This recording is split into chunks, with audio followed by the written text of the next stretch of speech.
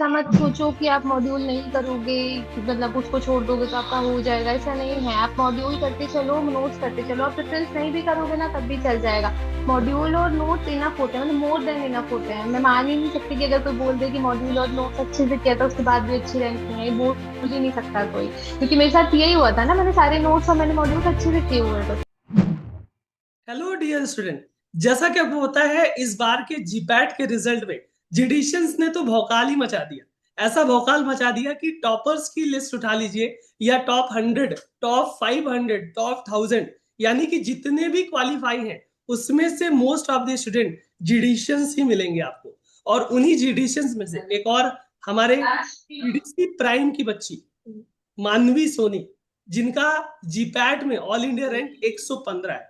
इतनी अच्छी रैंक बहुत से लोगों का सपना होता है, और मानवी ने वो करके दिखाया। और नाइपर में भी इनकी 207 रैंक बहुत ही अच्छी रैंक आई हुई है। मानवी हमारे प्राइम की स्टूडेंट है, और इनसे आज हम जानेंगे कि इनकी जो प्रिपरेशन जर्नी रही है हमारे जीडीसी प्राइम के साथ, साथ ही साथ जो मॉड्यूल्स का रोल रहा है, जो मैराथन चली है, जो भौकाल सीरीज चला था, इन सभी चीजों के बारे में आपको मानवी गाइड करेंगी, बताएंगी। और ये सेशन बहुत ही ज्यादा मोटिवेटिंग होने वाला है। तो सबसे पहले मानवी, बहुत सारी शुभकामनाएं आपको आपके रिजल्ट के लिए। सबसे पहले जब आपने रिजल्ट खोला, कैसा फील हुआ, क्या लगा देख करके, क्या एक्सपेक्ट किया था ऐसी रैंक? यस सर, था तो पहले से, क्योंकि जब मैं टेस्ट वगैरह भी दे रही थी जीडीसी के तो उसमें भी मतलब अंडर 100 एवरेज रैंक रहती थी। मतलब ऐसा होता था कि कभी कभी बाहर चली जाती थी। बाकी नाइपर के टेस्ट में भी और जीपेट के टेस्ट में भी लगभग तो रहती थी अंडर 100 की रैंक। बाकी लगा तो था मुझे कि आ जाएगी। अच्छा, और आप जीडीसी के प्राइम बैच में, जुलाई बैच में थे ना? Yes sir. अच्छा, तो ये प्राइम की क्लासेस रेगुलर बेसिस पे कैसे करते थे, कैसे मैनेज करते थे? रहता था, मतलब कि ऐसा होता था कि सुबह का कॉलेज होता था तो मतलब ऐसा होता था कि फोर्थ ईयर में तो मैं लगभग गई नहीं कॉलेज। थर्ड ईयर में जब मैंने शुरू शुरू किया था, तो चूंकि थर्ड ईयर के लास्ट लास्ट में मतलब बैच ज्वाइन किया था ना मैंने, तो तब मैं कॉलेज जाती थी। मतलब जैसे 2 सेमेस्टर थे ना फोर्थ ईयर जी में, तो जी मैं 7 सेमेस्टर में जाती थी कॉलेज, रेगुलर जाती थी। जी। फिर शाम में आती थी तो शाम से कॉलेज होते थे, मतलब शाम में क्लासेस होती थी तो शाम में क्लासेस अटेंड करती थी, फिर अपना रिवीजन करती थी। तो ऐसा डिफिकल्ट नहीं होता था। मेनली लड़कियों को उतना टफ पड़ता नहीं है, क्योंकि लड़कियां ज्यादा घूमती घूमती भी नहीं है ना, तो वो उतना मुश्किल नहीं होता था मेरे लिए। तो आप अपनी जो पढ़ाई रहती थी वो मॉड्यूल वगैरह से ज्यादातर करते थे, या बुक्स वगैरह का भी आप यहाँ पे हेल्प लेते थे? नहीं, मैंने एक भी रेफरेंस नहीं लिया। मतलब ऐसा था कि 1 साल का था मेरा, तो मेरे को पहले शुरू किया था मैंने कि मतलब मैंने लेकमेन वगैरह शुरू की थी और केडीटी भी शुरू की थी। बट कंटिन्यू करते करते मेरे को था कि मतलब मेरे को समझ में आ गया था कि या तो मैं रेफरेंस कर पाऊंगी या तो मॉड्यूल कर पाऊंगी, क्योंकि अगर दोनों किया तो रिवीजन नहीं कर पाऊंगी मैं अच्छे से। तो फिर मैंने रेफरेंस हटा दिया था, तो मैं मॉड्यूल और नोट से ही कंटिन्यू कर रही थी। देखो, हम लोग तो कहते हैं कि बच्चों को कि मॉड्यूल आपके लिए बहुत ज्यादा सफिशियंट है, क्योंकि हाँ। मॉड्यूल में क्या है कि जितनी भी रेफरेंस बुक्स है, देखो रेफरेंस बुक्स तो वो तो अपना स्टैंडर्ड है ही उनका। लेकिन रेफरेंस बुक्स इतनी मोटी, इतना पढ़ना, उसमें थोड़ा सा समय जाता है। तो हाँ। जीडीसी की जो मॉड्यूल्स है वो तो आप खुद ही आपने पढ़ा हुआ है। उसमें तो आपको लगेगा ही कि वो मॉड्यूल सभी रेफरेंस बुक्स का एक तरीके से निचोड़ है। अगर यस। किसी ने मॉड्यूल 2 4 बार पढ़ लिया, तो मुझे तो नहीं लगता कि कोई भी फार्मा का एग्जाम हो मॉड्यूल के बाहर से कुछ क्वेश्चन आते हैं। नहीं, मतलब सारी ऐसा होता है कि मतलब समराइज वे में रहता है पूरा मॉड्यूल। ऐसा नहीं है कि अगर आप मॉड्यूल भी 4 5 बार अच्छे से करके जा रहे हो ना, तो पॉसिबल ही नहीं है कि आपकी मतलब 100, मतलब टॉप 100 टॉप 200 में रैंक नहीं आएगी। पॉसिबल ही नहीं है। क्योंकि देख, मैं लेकमेन भी शुरू में जब पढ़ती थी, केडीटी भी पढ़ती थी ना, तो वो ऐसा समराइज वे में जब मैं मॉड्यूल को दोबारा पढ़ती थी तो समराइज वे में वही लिखा हुआ होता था, तो मेरे को समझ में आ गया था कि ऐसा दिक्कत नहीं आएगी मेरे को, कि अगर मैं सिर्फ मॉड्यूल भी करके जाऊंगी तब भी मेरे को दिक्कत नहीं आएगी। और बाकी जो एक्स्ट्रा होते तो वो टीचर्स नोट्स में बता ही देते थे, तो नोट्स तो रहते ही थे। बिल्कुल। और मॉड्यूल के साथ साथ जो टेस्ट सीरीज वगैरह आप ज्वाइन कर रहे थे, कौन कौन सी टेस्ट सीरीज आपने ज्वाइन की, या कौन कौन सा टेस्ट आपने दिया जो कि आपके प्रिपरेशन में हेल्प करे? सारे जितने जीडीसी करवाते थे, लाइक मतलब वीकली वाले हो गए, या फिर जो क्लास टेस्ट होते थे वो हो गए, या फिर जो क्लास क्लास में जो मतलब क्लास जो मैराथन चलती थी वो तो थी ही, उसके अलावा जो टेस्ट होते थे वो हो गए। वो सारे मतलब जितने टेस्ट जीडीसी कराते थे मैंने एक भी नहीं छोड़े। मतलब ऐसा नहीं था कि कभी कोई वीकली टेस्ट छोड़ा हो, कोई क्लास टेस्ट छोड़ा हो, कभी नहीं छोड़ा है। ऐसा एक भी टेस्ट नहीं था कि जो मैंने ना दिया हो। तो ऐसा होता है ना कि मतलब आप टेस्ट देते रहो तो समझ में आने लग जाता है कि हाँ आप कहाँ स्टैंड कर रहे हो। और क्योंकि कंपटीशन तो मेन जीडीसी वालों के बीच ही रहता है ना, बाहर के बच्चे तो उतना फिर भी स्टैंड नहीं करते कि हाँ मतलब, तो समझ में आ जाता है। बिल्कुल बिल्कुल। देखो जीडीसी क्या है कि अपने देखो प्राइम के बच्चों को तो मॉड्यूल हुआ या स्पेशल जो क्लासेस वगैरह हुई वो तो प्रोवाइड करता ही करता है। लेकिन जो मैराथन सीरीज यूट्यूब पे टोटली फ्री रहती है वो हर एक बच्चों के लिए रहती है, हमारे बच्चों के यस साथ सर। साथ बहुत से ऐसे बच्चे हैं जो अफोर्ड नहीं कर पाते तो उनके लिए भी रहती है।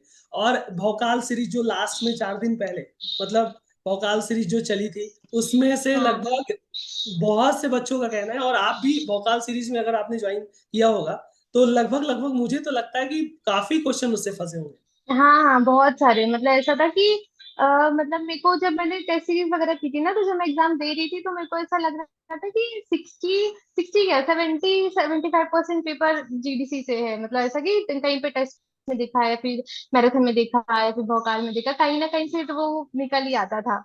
और नाइपर के एग्जाम में तो बच्चों ने कमेंट किया था कि सर सभी के सभी क्वेश्चन लगता है हाँ जीडीसी वालों ने सेट किए है ना।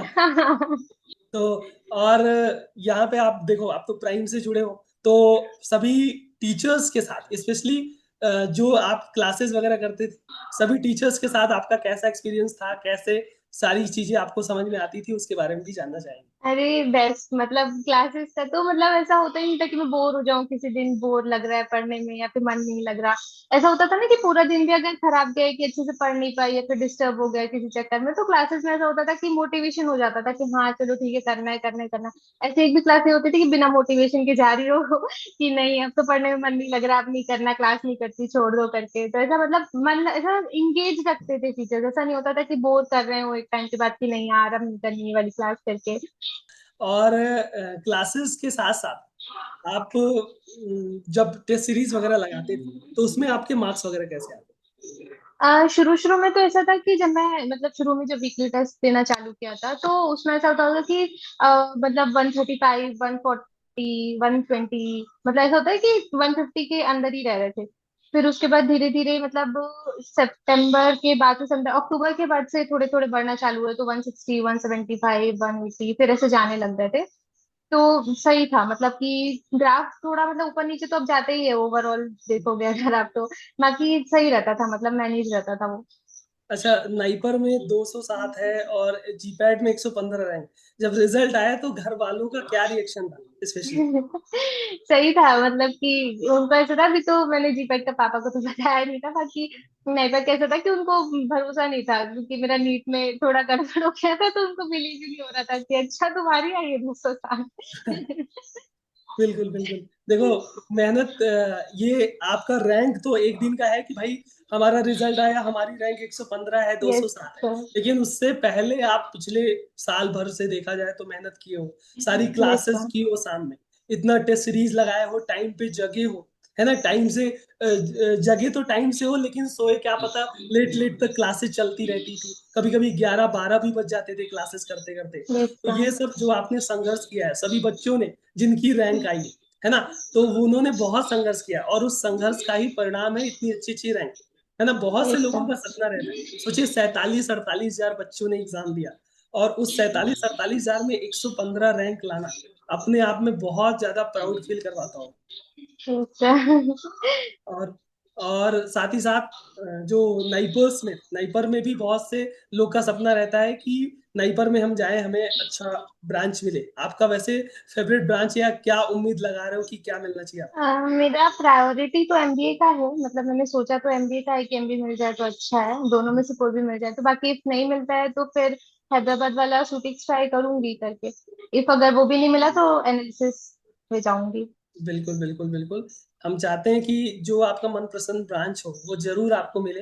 पूरी जीडीसी टीम आपको ढेर सारी शुभकामनाएं देती है। यस और सर। अपने जूनियर्स को या आने वाले जो एस्पिरेंट्स हैं जो तैयारी अभी कर रहे हैं, जो अगली साल एग्जाम देंगे, उनके लिए क्या कहना चाहते हो, अपनी प्रिपरेशन स्ट्रेटेजी के बारे में बताना। जीडीसी कैसे हेल्प करती है और जीडीसी के जो कंटेंट है उससे कैसे हेल्प लेना चाहिए उसके बारे में भी बताना। यस सर, पहले तो मैं यही बोलूंगी कि जितने भी टेस्ट हो रहे हैं ना कभी मत छोड़ो, मतलब कितना भी कैसा भी टेस्ट है ना, चाहे वो मतलब क्लास टेस्ट है या फिर वीकली टेस्ट हो रहा है, फिर किसी भी टाइप का टेस्ट हो रहा है ना, यहाँ तक कि ओलंपियाड वगैरह भी जो होते थे, फार्मा ओलंपियाड वगैरह, वो भी कभी मत छोड़ो, क्योंकि आपको नहीं पता कि वहां पे क्वेश्चन कहाँ से उठ के आ जाएगा, ठीक है। तो आप वो कभी मत छोड़ो, टेस्ट करते रहो, मॉड्यूल करते रहो। बाकी अब एक बार जीडीसी में आ गए तो आप पढ़ना तो सीख ही जाते हो, ऐसा नहीं होता कि आपकी पढ़ाई ना हो। ऐसा कोई बच्चा नहीं होगा कि जो जीडीसी में पढ़ रहा हो और उसका पढ़ने में मन ना लग रहा हो। बिल्कुल बिल्कुल। बहुत से बच्चे हैं जो जो अदर कोचिंग्स में भी रहते हैं या सेल्फ स्टडी भी करते हैं, तो जीडीसी का कंटेंट उनको बहुत हेल्प करता है। और वो यस सर, आके हमारे डेफिनेटली। कमेंट बॉक्स वगैरह में भी बोलते रहते हैं कि सर मैंने कोई कोचिंग भी नहीं ली, या अदर किसी कोचिंग के भी रहते हैं तो उनको हेल्प मिलता है, तो हमें वो भी अच्छा लगता है कि हम नॉलेज दे पा रहे हैं। हम यस जो भी सर। हमारी टीम है, जो भी टीचर्स है, सभी टीचर्स अपना 100% देते हैं। हमको ये बताया ही जाता है पीयूष सर के द्वारा, अभिषेक सर के द्वारा, कि आपको बेस्ट देना है। ऐसा सोचना है कि आपका ही एग्जाम है, बच्चों का एग्जाम नहीं। और जब इतने अच्छे अच्छे रैंक आते हैं और जो टॉपर्स आते हैं वो जीडीसी से आते हैं, तो हमें भी बहुत खुशी मिलती है। हमें भी एक गर्व महसूस होता है कि हम जिस संस्थान से जुड़े हैं वहां से बच्चे इतने अच्छे अच्छे रैंक ला रहे हैं, यस तो सर, बहुत अच्छा लगता डेफिनेटली। है। और जीडीसी के जो कंटेंट है, जो आपके मॉड्यूल हुए, फिंगर टिप, मंत्रा, टेस्ट सीरीज, ये सब हर एक बच्चे के लिए किस रूप से कितना ज्यादा इंपॉर्टेंट है, इसको भी जरूर बताना। बहुत ज्यादा, मतलब ऐसा है कि आप ऐसा मत सोचो कि आप मॉड्यूल नहीं करोगे, मतलब उसको छोड़ दोगे तो आपका हो जाएगा, ऐसा नहीं है। आप मॉड्यूल करते चलो, नोट्स करते चलो। आप प्रेफरेंस नहीं भी करोगे ना तब भी चल जाएगा। मॉड्यूल और नोट्स इनफ होते हैं, मतलब मोर देन इनफ होते हैं। मैं मान ही नहीं सकती कि अगर कोई बोल दे कि मॉड्यूल और नोट्स अच्छे से किया था उसके बाद भी अच्छी रैंक नहीं आई, बोल ही नहीं सकता कोई। क्योंकि मेरे साथ यही हुआ था ना, मैंने सारे नोट्स और मैंने मॉड्यूल्स अच्छे से किए हुए थे, ठीक है। तो उसके बाद ऐसा नहीं था कि मेरे को दिक्कत आ रही थी, या फिर ऐसा नहीं था कि एग्जाम वाले दिन पे मेरे को ऐसा था कि मतलब क्या पता आएगा नहीं आएगा, वहां से बनेगा नहीं बनेगा। क्योंकि मेरे को भरोसा था कि अगर जीडीसी में पढ़ा है तो आएगा कहीं ना कहीं से, तो इधर ही से पेपर आएगा, तो बाहर से तो नहीं आएगा। हाँ, मतलब बच्चों बच्चे तो ऐसे कमेंट करते हैं कि सर पेपर तो जीडीसी नहीं सेट करा, यस मैंने इतना सर। पढ़ा दिया। मतलब जीडीसी ने सेट तो नहीं किया पेपर, लेकिन इतना कंटेंट दे दिया, इतना पढ़ा दिया, इतने भौकाल series, marathon series, yes sir. Module हुआ, टेस्ट सीरीज हुआ, इतने क्वेश्चन आपके दिमाग के सामने, आंखों के सामने आ गए। और क्वेश्चन आए भी तो कहाँ से आए, आएगा तो सिलेबस से ही आएगा। और यस सिलेबस के सर। बाहर हम लोग पढ़ाते भी नहीं। सिलेबस तो पढ़ाते ही पढ़ाते हैं, कभी कभी एक्स्ट्रा भी पढ़ा देते हैं कि कहीं से भी यस पॉसिबल हो जाए। सर। बिल्कुल। तो मानवी, बहुत अच्छा लगा आपकी रैंक को सुन के, और इतना मेहनत आपने किया। आपके उज्जवल भविष्य के लिए हमारी पूरी जीडीसी की टीम कामना करती है। आपका मनपसंद ब्रांच आपको मिले, आपका भविष्य सुनहरा हो, आपने जो जो भी सपने देखे हो वो सपने जरूर पूरे हो। हमारी टीम हमेशा थैंक यू सर। आपको विशेष देती रहेगी, और आप अपने जीवन में हमेशा आगे बढ़ते रहिए। आपके घर थैंक यू वालों का सो मच आशीर्वाद सर। बना रहे, भगवान का आशीर्वाद बना रहे, और ऐसे ही जीडीसी का परचम, अपना परचम जरूर लहराते रहिए। Thank you sir. इसी के साथ ये थी मानवी। सो मानवी, thank you for joining in the thank you session. So much sir. All the very yes best for sir. Your future. Thank you sir.